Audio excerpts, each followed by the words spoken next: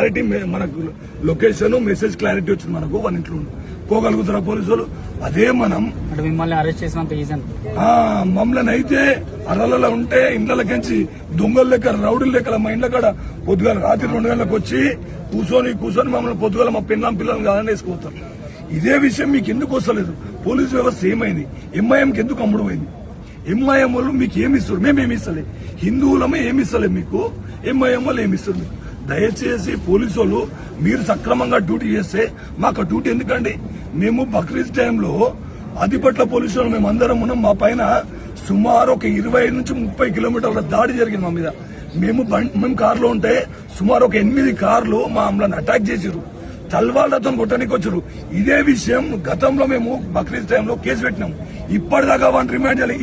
ఇదే ఎవడు ఈ టీమోడు ఇబ్రాహిం టీమోడే, ఈ టీమోలే మా మీద తల్వాళ్లతో శేఖర్ గౌడ్, ఇబ్రాహిం, శ్రీనివాస్ యాదవ్ వీటిలో ఒక 40 మంది పెద్ద చేసి మా మీద అటాక్ చేయడానికి వస్తే కంప్లైంట్ ఇస్తే ఎఫ్ఐఆర్ చేయలే ఈ పోలీసు వాళ్ళు. ఇదే రాచకొండ పోలీస్.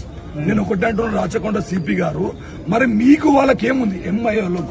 ఎంఐఎం పార్టీకి రాచకొండ సిపి గారికి మీ మతలబ్ ఏముంది? కొంచెం క్లారిటీ ఉంది. మేము చేయము రాబోయే అని చెప్పండి మాకు. నేను గతంలో ఏసీపీ గారు చెప్పిన, మీరు చేయరు కదా, నెక్స్ట్ ఇయర్ ఏమైతే చూసుకోండి చెప్పిన. ఎందుకంటే మీరు చేయని పని మేము చేస్తే గలీజుకుంటుంది. ఆఫీసులో పని చేయాలి, మేము మా పని చేస్తే మీకు వెళ్ళి ఉంటాం, మాకు వెళ్ళి ఉంటాం అని చెప్పిన. కానీ ఇలా మా పైన దాడి మేము ఏం ఊరుకోము. అంటారు కదా, ఈట్కా జవాబ్ పత్తాస బరాబర్. ఒక్క బుల్లెట్ దిగింది, 100 బుల్లెట్ దిగిన రోజులు రాపియకండి దయచేసి. పోలీసులను దండం పెడుతున్నా.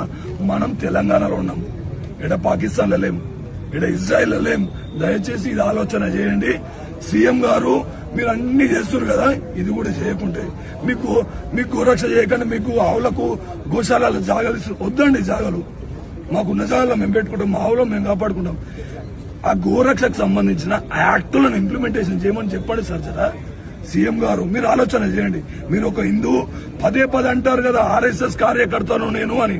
దయచేసి మీ ఇంట్లో వాళ్లకు మీకు గోవును మీరు ఎంత ప్రేమిస్తున్నారో నాకు తెలుసు. ఆ ప్రేమను మా గోరక్షకుల పైన చూపించండి. దయచేసి ఆలోచించండి. మీరు గనక తెలంగాణ రాష్ట్ర ప్రభుత్వం కానీ తెలంగాణ పోలీసులు కానీ మీరు గనక దీనిపైన యాక్షన్ తీసుకోకుంటే మా మీద దాడులు కాలే.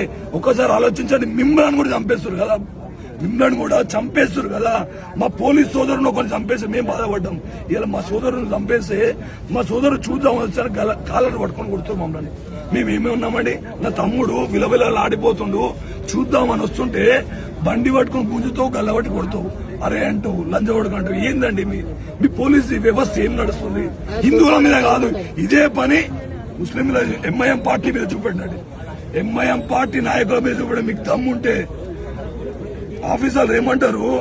వాళ్ళు అట్లా అనలేరని అంటారు. పోలీస్ స్టేషన్లకు వచ్చి లంచోడక మాట్లాడి తిడుతున్నారు, మిమ్మల్ని తిడుతున్నాండి. మేము మా దగ్గర వీడియోలు ఉన్నాయి. ఒక కేసు చేసిరా మీరు? శంషాబాద్ పోలీస్ స్టేషన్ లోకి వచ్చి గతంలో మా పిల్లలు పట్టుకుంటే, ఆవు బండి పట్టుకుంటే మా పిల్లల మీద డెకాయిట్ కేసు బుక్ చేసిరు. ఇదే శంషాబాద్ పోలీసులు.